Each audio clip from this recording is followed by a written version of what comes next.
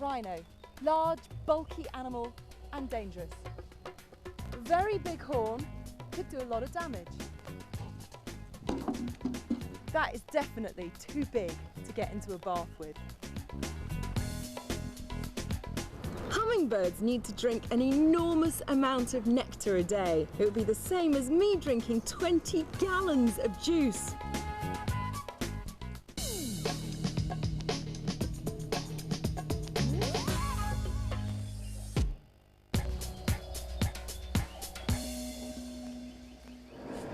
This is the ferry to Vancouver Island in Canada, a place that has an amazing variety of animals and some great wilderness areas. And it's where I'm going for my next challenge, which is track down the rarest mammal in the world. The rarest mammal in the world? In Canada? What on earth can that be? The animal I'm trying to find is a Vancouver Island marmot. Apparently marmots like mountains, so to start my challenge I've come to climb Mount Washington, home to the largest remaining colony of Vancouver Island marmots. My first stop is the captive breeding centre to meet Mr. Marmot, Andrew Bryant. First of all, Andrew, what does a marmot look like? This is actually not a bad version of what a marmot looks like. They're much larger, of course. A real marmot would be about the size of a very large house cat, about twice the size.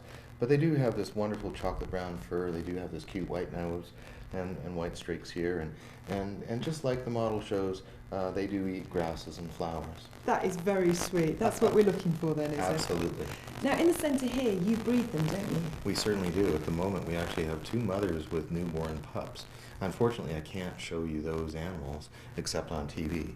These animals are just so rare and so endangered that we can't take the risk that we would infect them with some kind of human disease. So what you're seeing there is as close as I will be able to get you to a captive Vancouver Island marmot. Somehow, Andrew, I don't think I'm going to pass my challenge by just seeing them on a closed-circuit television.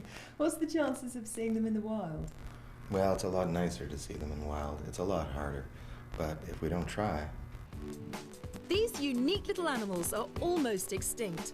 And to find the remaining few that are still clinging on, we've got to trudge our way through snowfields to the very top of the mountain. Welcome to Marmot Land. What, the marmots live in this huge area? Absolutely. Well, that is a crazy challenge. I mean, how on earth am I going to find an animal that big in this? Luckily, we have a secret weapon. The secret weapon is a radio tracking device implanted into the marmots, so we can track them down. But I reckon it's strongest that way. Is that a good place to start? I think that's a pretty good direction to walk. Right, follow me. Be careful on this slippery slope. Oh my word.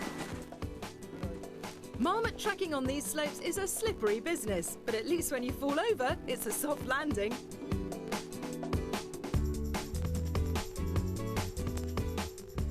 Andrew, we're definitely getting closer because that beep is getting stronger, but it's still sort of back there, I reckon. I think you're right. How many marmots are there in this area? I know we're looking for Will in particular, but how many are there? Well, on this mountain there are 9, but you know the really scary bit of information is that in the entire wild there are probably fewer than 30. Gosh, it really is the rarest mammal in the world then, isn't it? Absolutely. Under 30 of them left. Absolutely. Wow. What do you reckon then? Straight on? I think probably up this way. I'm getting excited now. The So beep's am I. getting stronger. Andrew and his team spend a lot of time tracking these animals and are on first-name terms with most of the marmots. The one we're hoping to find today is called William. OK, Andrew, I reckon we're pretty close now. I think you're absolutely right. I'm getting really strong signal now. Well, I tell you what, Michaela, if you look down a little bit, Yeah. you will see your first Vancouver Island marmot burrow. This is a burrow! This is a burrow. So this is where one is? So the rarest mammal in the world, it's just in there? Well, and I think what we should probably do is just retire perhaps 10 or 20 meters away, and why don't we just sit and watch and wait and keep our fingers crossed. Definitely up for that. Okay.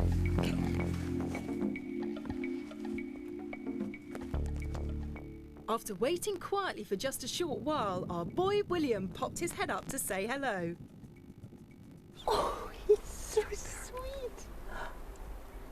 Oh, he's adorable. Oh, thanks, William. Oh, look at his little face. Beautiful colourings, aren't they? They're just adorable. Hello, Willie. He's sweet, isn't he? He's also a survivor. This guy is at least 7, probably more. So when you think about the ecology of this animal, this little bear-like creature that lives in the tops of mountains, it's a beautiful day today, but the summers are short up here and the winters are long. This guy actually spends most of his life asleep. He's got thick fur though. He's well kitted out for the cold weather. What about those teeth? What does he use those for? And he's got a real set of gnashes on him, hasn't he? They absolutely do, and believe me, you don't want to get bitten by a marmot. They can give you a nasty bite. It looks like he could. The reason these marmots are so endangered is because they're easy prey for predators like cougars. And as the forests are logged, the marmots can't travel far enough to spread their numbers.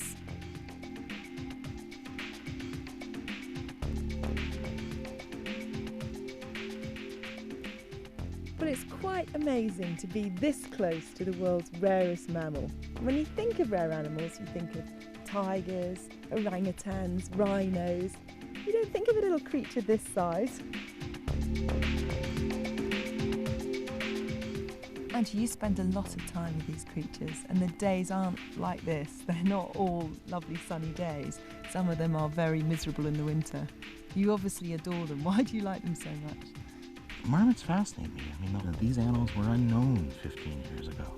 So as a scientist, I mean, it's just a really interesting creature. But it's also important because it is symbolic. It's symbolic about our willingness to actually go out and make a difference in the world and restore it to what it should be. I think these mountains are beautiful, but I think it would be a different place without this creature. Well, that is unbelievable. That is one of just under 30 of these marmots that are left in the wild. I have successfully tracked down the world's rarest mammal. So that is challenge complete.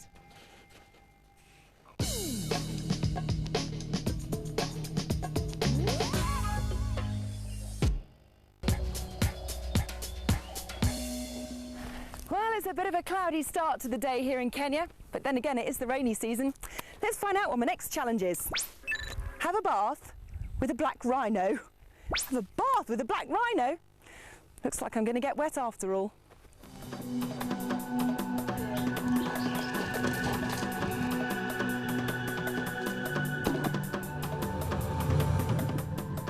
Black rhino, large, bulky animal and dangerous. Very big horn, could do a lot of damage. Unpredictable, feisty animals, prone to charge. That is definitely too big to get into a bath with. I better think again. Black rhinos have a reputation for being aggressive, and trying to have a bath with a fully grown rhino like this was obviously not going to be possible. To complete this challenge, I was going to have to go to the Sheldrick Orphanage, home to various orphaned elephants and rhino. Now this size is more like it. This is Shida, who's a 5-month-old baby black rhino who's being cared for at Daphne Sheldrick's Orphanage near Nairobi. This is Charles, who helps to look after him. What's his story, Charles? The story of Shida. The Shida's mother was found in the Nairobi National Park, was very old, had no teeth, was worn out. And then Shida was found suckling the mother when it was about to die because it was very old, surrounded by hyenas. So for 4 years we'll be taking care of him, and you know what we do, we just take him around trying to introduce him to the wild herd which is here, so that, you know, we are introducing him now, he'll be accepted by the wild herd. Now Charles, my challenge is to have a bath with a black rhino. Oh.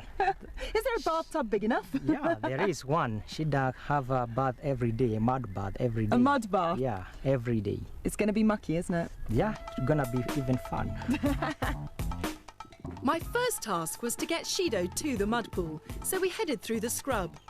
I had no guarantee if Shido would be prepared to stand there and be bathed by me. Well, this is the bath, but excuse me, Mr. Warthog, I don't think you're supposed to be in here. I didn't know we were all having a bath together. Maybe we'll just all go in, whatever. Eventually, the warthog left the cool of the pool and the bath was all ours. Now, a bath that a rhino has isn't your average lots of bubbles, soapy water. Oh, no, no, this is a serious mud bath, and I am going to get seriously muddy.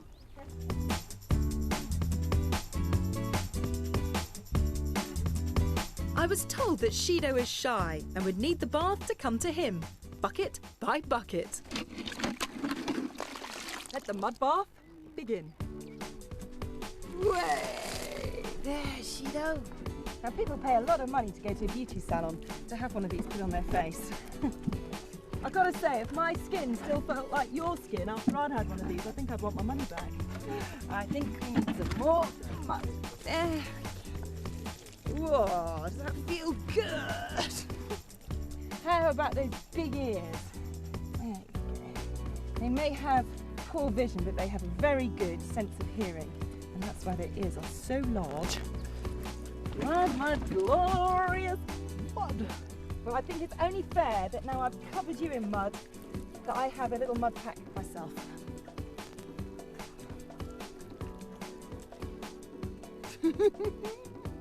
I reckon that is definitely challenge complete.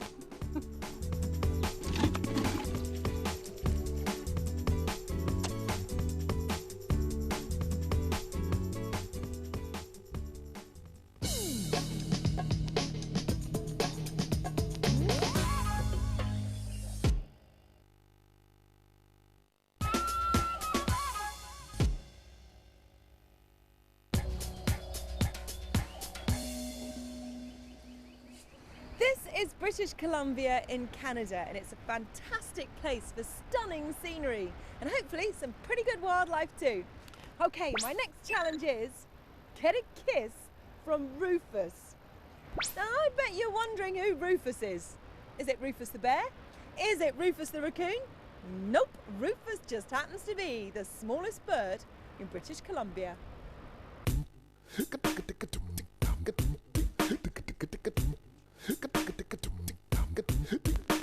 They can fly forwards, backwards, they can hover, and they can even fly upside down. They eat incredibly quickly. In fact, they can do 13 licks per second. Hummingbirds need to drink an enormous amount of nectar a day. It would be the same as me drinking 20 gallons of juice. That's a lot of juice.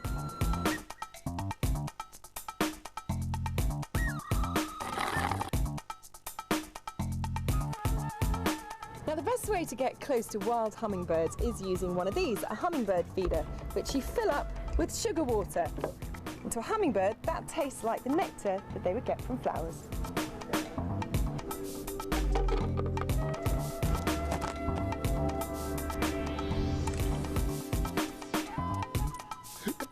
Now for the final touches. To make my lips kissable, I'm going to put some pink lipstick on. Then they look like a flower, and I'm going to make them sugary sweet.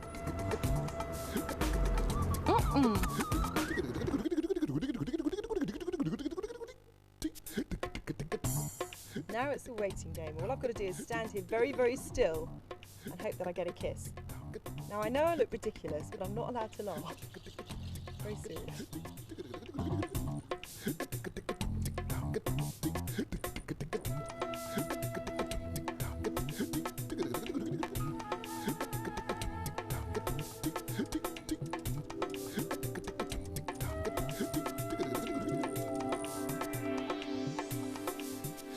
Well, that was unbelievable. I can't believe how close they came, but not close enough to achieve my challenge. So I've got another idea. I'm going to put this little yellow flower in my mouth and see what happens.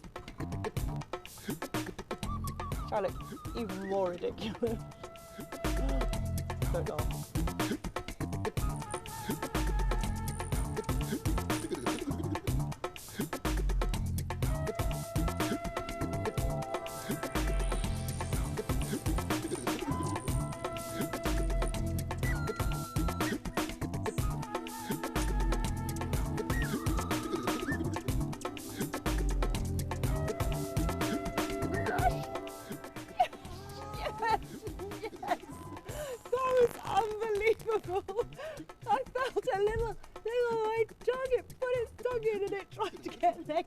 my mouth. I got my kiss. That is challenge complete. Mwah.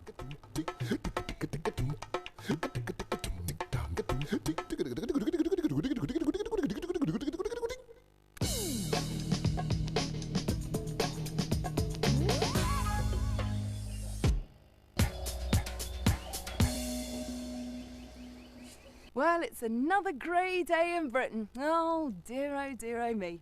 Talking of deer, check out these guys. These are red deer, and they're Britain's largest mammal. Pretty impressive, eh? Anyway, time to get my next challenge, which is get a badger to eat out of the palm of your hand. Now, badgers are Britain's largest carnivores. They're nocturnal, and they're well known for being shy. So getting it to eat out of my hand, now that really is a challenge. Yes, it's rather slippery now with the wet weather. I headed off to deepest, darkest Essex and met up with Don Hunford, who's been looking after the badger set at the end of his garden for over 50 years. Now, Don, behind us we've got one of the holes from the set, and looking round, it's huge, this badger set, isn't it is enormous. I mean, if you counted all the holes, and that would include a number that, of course, are well out of use, but there are about 100 entrances.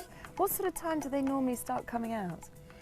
Well, we say dusk, but in fact, if it's very quiet, they'll be out before dusk in quite good light. So this evening, there's a chance that you'll see them and it'll still be quite daylight.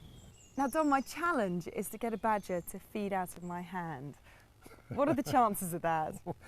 It's possible, yes. They will, because they know people, you see, they'll feed out of my hand, but after they've been out for a bit, when it gets darker, they do settle down, and there are one or two individuals, I think, that might oblige. So do you promise to point out the ones that are friendly? Yes, I will do that. I'll do that. We'll just keep our fingers crossed. Okay. Don showed me his specially built hide. All we could do now was sit and wait for the badgers to come out. Look, there's one. It's the first badger that's come out. And it's off.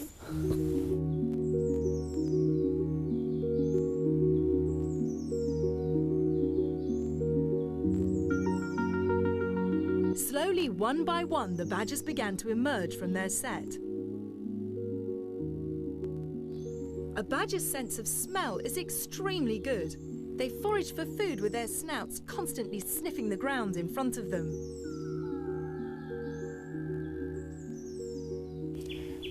But a few badgers have already come out.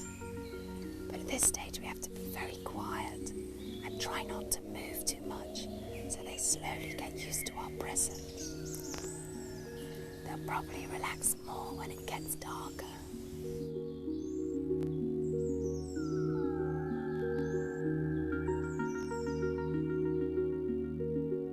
As darkness descended, badgers seemed to appear from everywhere, and they didn't seem to be bothered by our bright lights. Well, it's dark now, we've got the lights on. There are about 5 badgers that have come out, and they seem to be getting really used to us, don't they, Don? Well, this is Belinda. She's particularly good at getting used to strangers and quite gentle to feed, and I think you might actually succeed in your challenge. Well, that looked easy. Have a piece of cheese. Hey, Belinda. Oh no, I dropped it.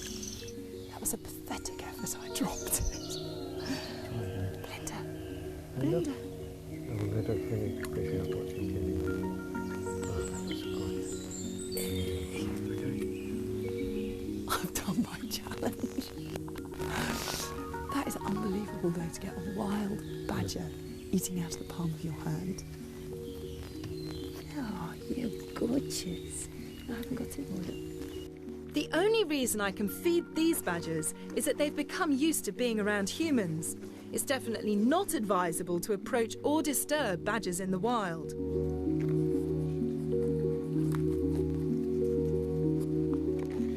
Well, Don, I've got to say, that was easier than I thought it was going to be. Well, now this got a bit darker than they have obliged. I mean, we're doing it from the hide. It's just possible that we might be able to do it outside. Now that they've relaxed, we can give it a try if you'd like to do that. So are you sort of setting me an extra challenge here, Don? This is an extra challenge. Thanks. Dom's extra challenge was going to be very tricky. It would take a very brave badger to come up to me and eat out of my hand. Oh look, they're already coming up.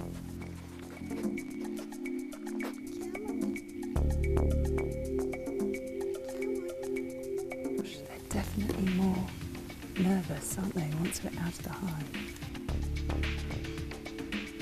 The badgers were getting closer, but not quite close enough.